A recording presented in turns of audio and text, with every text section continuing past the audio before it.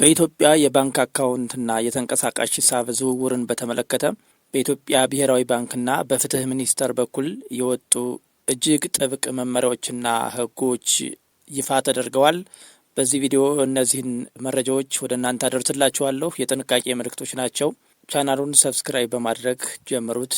ወደ መረጃዎቹ አለፍን። የመጀመሪያው አንድ ሰው አንድ የባንክ አካውንት ወይም የባንክ ሂሳብ ዲጂታል አይዲ ሊኖረው ይገባል የሚል መመሪያ ነው የወጣው። አንድ ሰው አንድ የባንክ ሂሳብ ወይም አንድ ዲጂታል አይዲ ሊኖረው ግዴታ ነው የሚል መመሪያ ነው የወጣው። ይህ መመሪያ የወጣው አሁን ሰሞኑን ነው። መመሪያው ማንኛውም ሰው የባንክ አካውንት ለመክፈትም ሆነ ነባር አካውንቱን ለመጠቀም በፋይዳ መታወቂያ ማያያዝ አለበት ወይም መመዝገብ አለበት ነው የሚለው። የባንክ አካውንቱ በፋይዳ መታወቂያ ነው መመዝገብ ያለበት የሚል ነው። አንድ ግለሰብ በተለያዩ ባንኮች ስሙን ወይም መታወቂያውን በመቀየር የሚከፍታቸውን በርካታ አካውንቶች ለመቆጣጠርና ሕገወጥ የገንዘብ ዝውውርን ለመከላከል ነው የሚል ነው እንግዲህ ዓላማው ማለት ነው። ሁለተኛ የቴሌብር እና የሞባይል ባንኪንግ የገንዘብ ዝውውርን ገደቦች የሚመለከት ነው። የኢትዮጵያ ብሔራዊ ባንክ በቅርቡ ባወጣው መመሪያ መሰረት የዝውውር ጣሪያዎችን አስቀምጧል። ባልታወቁ ወይም በደረጃ አንድ ላይ ባሉ ሂሳቦች ላይ በቀን የሚንቀሳቀስ የገንዘብ መጠን ላይ ጥብቅ ገደብ ተቀምጧል። ማለትም ለንግድ ያልተከፈተ አካውንት ማለት ነው። የአካውንት እግድም ተቀምጧል። ያለ ንግድ ፍቃድ በግል የቴሌብር ወይም በሲቢ ብር በሞባይል ባንኪንግ ማለት ነው አካውንት ላይ ከፍተኛ የገንዘብ ዝውውር የሚያደርጉ ሰዎች ለንግድ ስራ እየዋለ ነው በሚል ጥርጣሬ የባንክ አካውንታቸው ወይም ሂሳባቸው ያለ ፍርድ ቤት ትዕዛዝ ለጊዜው እንዲታገድና ምርመራ እንዲደረግበት ባንኮች ስልጣን ተሰጧቸዋል ይላል። ባንኮች እንግዲህ ይህንን ያደርጋሉ ማለት ነው። በቴሌብርና በሞባይል ባንኪንግ አማካኝነት በአካውንታችሁ ላይ በየጊዜው የምታንቀሳቅሱት ገንዘብ ከአካውንታችሁ በላይ ከሆነ ባንኮች ራሳቸው ሊያግዱባችሁ ይችላሉ ማለት ነው። ሶስተኛ በጥሬ ገንዘብ ወይም ካሽ የመገበያየት ገደብ ወጥቶለታል። በጥሬ ገንዘብ መገበያየት አይቻልም ነው የሚለው። በተለይም በ2026 ጥር ላይ አሁን በገባው ማለት ነው በፈረንጆች የወጣው አዲስ አቅጣጫ ማንኛውም የንግድ ልውውጥ ከጥሬ ገንዘብ ይልቅ በዲጂታል መንገድ እንዲሆን ያስገድዳል። የመንግስት አገልግሎቶች ማንኛውንም የመንግስት ክፍያ፣ ግብር፣ የቤት ክራይ፣ የውሃና መብራት ክፍያዎች በጥሬ ገንዘብ አይቀበሉም ይላል። የመንግስት አገልግሎቶች ማለት ነው። ሌላው ከፍተኛ ግብይቶች ታግደዋል። ለምሳሌ መኪና ወይም ቤት ሲገዙ ክፍያው በባንክ በኩል ካልተፈጸመ ውሉ በሰነዶች ማረጋገጫ ተቀባይነት አይኖረውም ይላል። ስለዚህ መኪናም ሆነ ቤት ሲገዙ በባንክ ቤት መሆን አለበት ማለት ነው። የሰበር ሰሚ ችሎት የባንክ ሚስጥርና የእግድ ትርጉም አውጥቷል። ከህግ አንጻር ሰበር ሰሚ ችሎቱ በ2017 መጨረሻና በ2018 በሰጣቸው ውሳኔዎች መሰረት የጸረ ሙስና ኮሚሽን ወይም የፖሊስ የወንጀል ምርመራ በሚያደርጉበት ጊዜ የፍርድ ቤት ትዕዛዝ ሳይይዙ የባንክ ሂሳብ መረጃዎችን የማግኘት መብት አላቸው ወይም የማግኘት መብት ተሰጧቸዋል።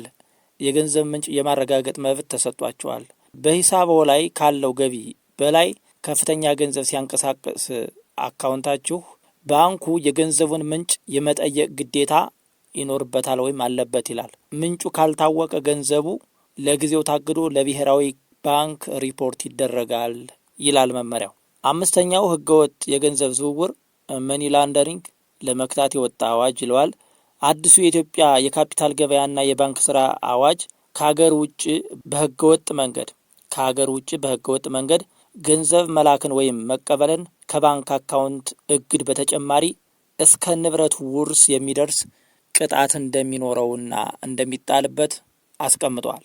አሁን ባለው አሰራር ለምን ገንዘብ ተንቀሳቀሰ የሚለው ጥያቄ በባንኮች በኩል ጥብቅ ሆኗል። የገንዘብ እንቅስቃሴ በተለይ በዲጂታል የክፍያ መንገዶች በቴሌብር በሞባይል ባንኪንግ ላይ የሚደረጉ ተደጋጋሚ ዝውውሮች እንደ ንግድ ስራ ተቆጥረው ግብር ሊጣልባቸው እንደሚችሉ መመሪያው ወጥቷል ማለት ነው።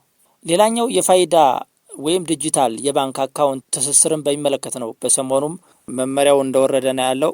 የግል ባንኮች እስከ ጥር 30 ድረስ አራዝመዋል። የኢትዮጵያ ንግድ ባንክ እስካሁን ታህሳስ 30 ድረስ ያበቃል እንዳለ ነው ያለ። አዲስ መረጃ የለም። የፋይዳ ወይም የዲጂታል የባንክ አካውንት ትስስር አዲሱ መመሪያ ምንድነው የሚለው? ማንኛውም የባንክ ደንበኛ የብሔራዊ ዲጂታል መታወቂያ ወይም ፋይዳ ከባንክ አካውንቱ ጋር ካላገናኘ አካውንቱ ወጪ እንዳያደርግ ይታገዳል ነው የሚለው። በአካውንታችሁ ብር ማውጣት አትችሉም ማለት ነው። ምክንያቱን ሲያስቀምጥ መንግስት አንድ ሰው በተለያዩ ባንኮች በተለያዩ ስሞች አካውንት እንዳይከፍትና የገንዘብ ዝውውሩን በአንድ ማዕከል ለመቆጣጠር ነው ይለዋል። ሌላኛው የግል አካውንትን ለንግድ ስራ መጠቀም የተከለከለ ነው። የግል አካውንትን ለንግድ ስራ መጠቀም አጥብቆ የተከለከለ መሆኑን አስቀምጧል መመሪያው። የኢትዮጵያ ብሔራዊ ባንክ የግል ቁጠባ ሂሳብ ወይም ፐርሰናል አካውንት ለንግድ ግብይት መጠቀምን በጥብቅ ከልክሏል።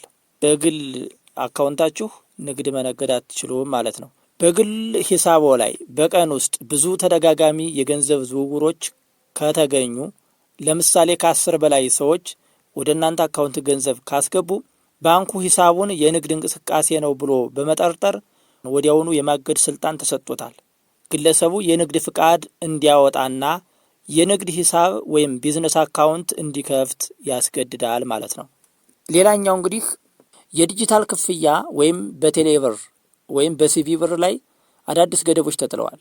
በአሁኑ ወቅት በጥሬ ገንዘብ ወይም በካሽ የሚደረግ ክፍያ እየቀነሰ በመሆኑ በዲጂታል መንገድ የሚደረጉ ክፍያዎችን ባንኮች በቅርቡ ይከታተላሉ።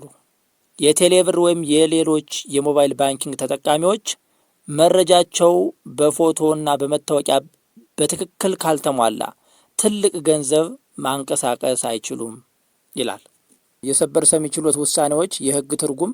የፌዴራል ሰበር ሰሚ ችሎት በቅርቡ በሰጣቸው ውሳኔዎች በመዝገብ ቁጥር 888/67 እና ተገዢ መዝገቦች ላይ የሚከተሉትን ነጥቦች አስቀምጧል። ያለ ፍርድ ቤት ትዕዛዝ የባንክ አካውንት ሊታገድ እንደሚችል ማለት ነው። ባንኮች በጥርጣሬ ብቻ የደንበኞችን ሂሳብ ለረጅም ጊዜ አግደው ማቆየት እንደማይችሉና እግድ የሚጣለው በአግባቡ የህግ ሂደቱን ተከትሎ መሆን እንዳለበትም ገልጿል። ስለዚህ ገንዘባቸው የሚታገደው በፍርድ ቤት ትዕዛዝ ከሆነ ለብዙ ጊዜ ሊቆይ ይችላል። ለጊዜው ከሆነ ግን ባንኮች ጊዜያዊ እግድ ያደርጋሉ ማለት ነው። ሌላው የንብረት ምንጭ ማረጋገጥ ነው። በወንጀል ድርጊት የተገኘ ገንዘብ መሆኑ ከተጠረጠረ የባንክ ሚስጥር የሚባል ጥበቃ እንደማይደረግና ምርመራ እንዲደረግበት አቅጣጫ አስቀምጧል ይላል። ሌላኛው የባንኮች ተጠያቂነት ነው። ባንኮች ያለ በቂ ምክንያት የደንበኞችን ሂሳብ በማገዳቸው ለሚደርስ የንግድ ኪሳራ ተጠያቂ ሊሆኑ እንደሚችሉበትም የህግ ትርጉም ተሰጥቶታል። ከሰሞኑ የወጡት በብሔራዊ ባንክና በፌዴራል ሰበር ሰሚ ችሎት በኩል የወጡት መረጃዎች እነኚህን ነው የሚመስሉት። በሌላ ቪዲዮ እስከምንገናኝ ድረስ ሰናይ ጊዜ ተመኘውላችሁ።